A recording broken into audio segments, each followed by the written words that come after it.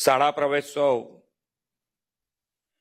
2024 અંતર્ગત આજની બ્રીફિંગ મીટિંગમાં આપણી સૌની સાથે મંચ ઉપર ઉપસ્થિત મારા સાથી મંત્રી શ્રી કુબેરભાઈ ડિંડોર, સૌ મંત્રીશ્રીઓ, મુખ્ય સચિવ શ્રી રાજકુમારજી, શિક્ષણ સચિવ શ્રી વિનોદ કુમાર રાવ, પ્રોજેક્ટ ડાયરેક્ટર શ્રી રતનકુંવર ગઢવી, ઉપસ્થિત ટીમ ગુજરાતના સદસ્યો, સૌ પ્રેસ મીડિયાના મિત્રો, સૌને મારા નમસ્કાર. બધા થોડું વધારે થઈ જાય કેમ? વિષય બહારનું થઈ જાય અને વધારે થઈ જાય પાછું, કારણ કે વર્ષે વારો આવે પાછો, ત્યાં સુધી તો આવે નહીં પાછો ને. દરેક ડિપાર્ટમેન્ટના હશે ને બધા.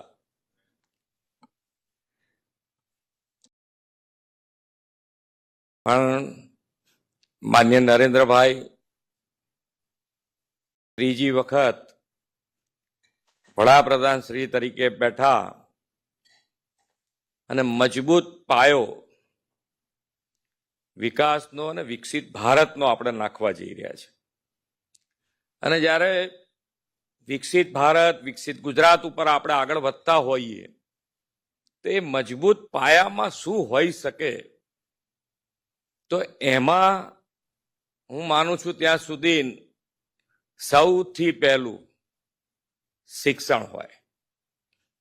એક પાયો મજબૂતમાં મજબૂત જો શિક્ષણ હોય તો મને લાગે છે ત્યાં સુધી આ વિકસિત ભારતમાં, વિકસિત ગુજરાત તરીકે આપણે બહુ મોટું યોગદાન આપી શકીશું.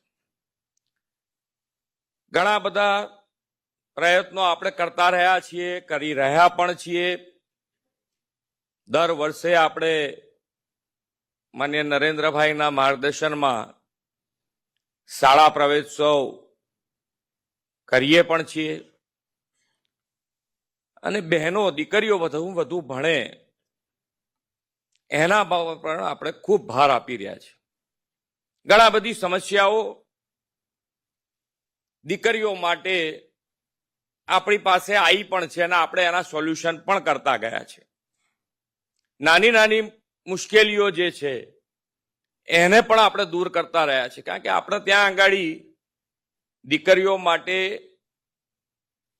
જે આપણે સામાજિક કહીએ તો સામાજિક, કૌટુંબિક કહીએ તો કૌટુંબિક અમુક વિચારો પડેલા છે કે જેને દૂર કરવા માટે આપણે બધાએ સહિયારો પ્રયાસ કરવો પડે.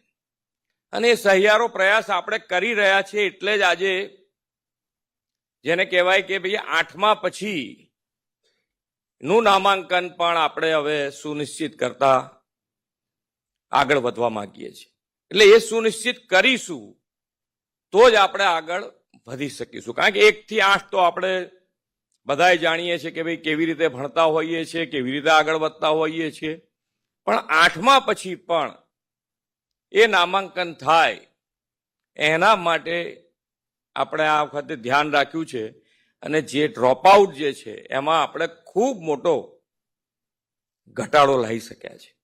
અને આપણે આંકડાકીય માહિતી કરતા પણ આપણે હંમેશા ઘણી વખતે આંકડાકીય માહિતી ઉપર ધ્યાન વધારે આપી દેતા હોઈએ છીએ. પણ આંકડાકીય માહિતી આપણી જાણકારી માટે છે કે ભાઈ આંકડાકીય માહિતી આપણે ગમે તેમ કરીને માહે પડીને લેવડાવી દીધું પછી શું, તો આપણે એનાથી આગળ જવા માંગીએ છીએ કે ભાઈ આંકડાકીય માહિતી હજુ ડ્રોપ આઉટ રેશિયો કદાચ 1% વધારે હોય કે ઓછો હોય એનાથી આપણી વાત નથી. આપણે એમના પાયામાં નાખવા માંગીએ છીએ કે શિક્ષણ ખૂબ જરૂરી છે અને જો શિક્ષણ હશે તો આપણે આગળ વધી શકીશું. અને એ માટે દીકરીઓ માટે ખાસ, અને દીકરીઓ માટેની જે યોજના છે નમો લક્ષ્મી અને નમો સરસ્વતી, તો દીકરીઓને બંનેનો લાભ મળવાનો છે. એટલે દીકરી જો કોઈ સાયન્સમાં જશે તો એને 50,000ની વત્તા બીજા 25,000 એમ 75,000નો લાભ મળવાનો છે. બરોબર છે ને? એટલે દીકરીઓ જો શિક્ષણમાં ભણશે તો એને આ બંને યોજનાનો લાભ મળવાનો છે. અને નમો સરસ્વતીમાં એકલી દીકરીઓ માટે નથી, એ દીકરાઓ માટે પણ યોજના છે. એટલે સાયન્સમાં વધુ ને વધુ આપણા વિદ્યાર્થીઓ જાય એના માટેનો પ્રયાસ આપણે કર્યો છે.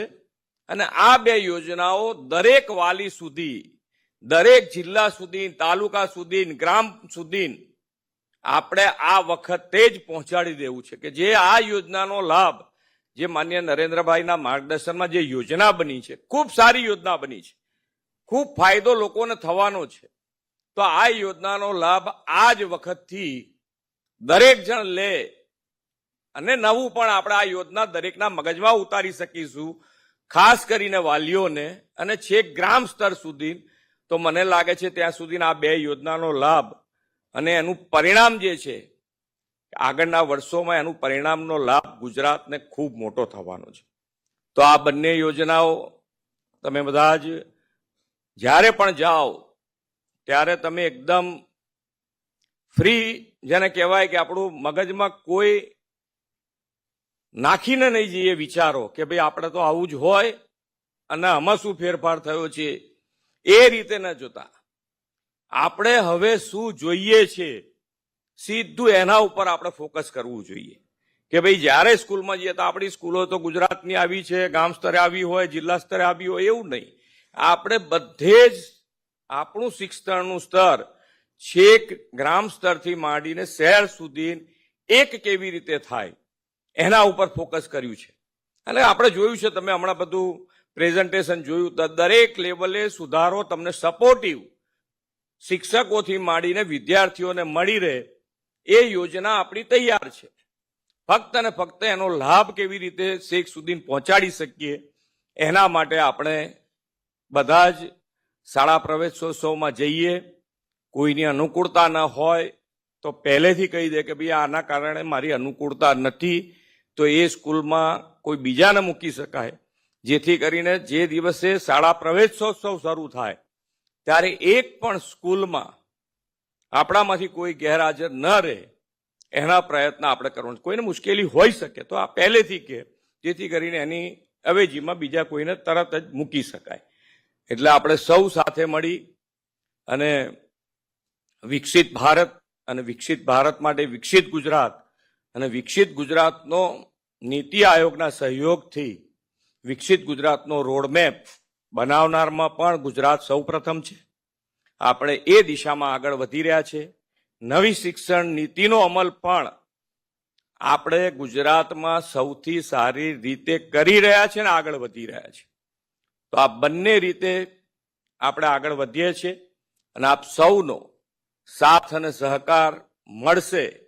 આમાં કેવું છે કે ભાઈ જે શિક્ષણમાં તો છે એ તો છે જ, પણ કોઈ પણ રીતનું જ્ઞાન તમે આપી શકો એ ગુરુ. મને કોઈ રસ્તો ખબર ના હોય ને જે હું જેને પૂછું ને એનો રસ્તો ખબર હોય તે મારો ગુરુ એ વખતે તો, નહીતર હું કહી ફર્યા કરો આમથી આમ. તો આપણે બધા પણ એક ગુરુની ભૂમિકામાં આપણે જઈ રહ્યા છીએ. સારામાં સારું વિદ્યાર્થીઓ માટે શું હોઈ શકે એના માટેનો આપણે સૌએ પ્રયત્ન કરવાનો છે. આપણે સૌ જે રીતે અત્યારે આંકડાકીય માહિતીમાં આપણે ખૂબ સારી રીતે આગળ વધી રહ્યા છે, પણ આંકડાકીય નહીં, ખરેખર છે ગ્રામ સ્તર સુધી, વાલીઓ સુધી આપણે જે કરી રહ્યા છે એમાં એ લોકો લાભ લે, એ લોકો પણ આની અંદર ઇન્વોલ્વમેન્ટ એ લોકોનું વાલીઓનું પણ વધતું જાય, એ સુનિશ્ચિત કરી અને આપણે આવીશું આગળ. આપણા તો કાર્યક્રમ દર વર્ષે આવતા રહે છે, પણ સ્કૂલમાં જે બેઝિક નીડ હોય એમાં કંઈક ધ્યાન ઉપર આવે તો એ જરૂરથી કહેજો. તો એ તાત્કાલિક હું એવું કહું છું અહીંયાથી કે ભાઈ બેઝિક નીડમાં જે પણ રિપોર્ટ આવે એમાં હું કહું કે 6 મહિનામાં એ બેઝિક નીડ પૂરી થઈ જવી જોઈએ. એ પ્રમાણેનું આયોજન તમે કરજો અને આપણે સૌ સાથે મળીને આગળ વધીએ એ જ અભ્યર્થના. ભારત માતા કી જય. વંદે માતરમ. જય જય ગરવી ગુજરાત.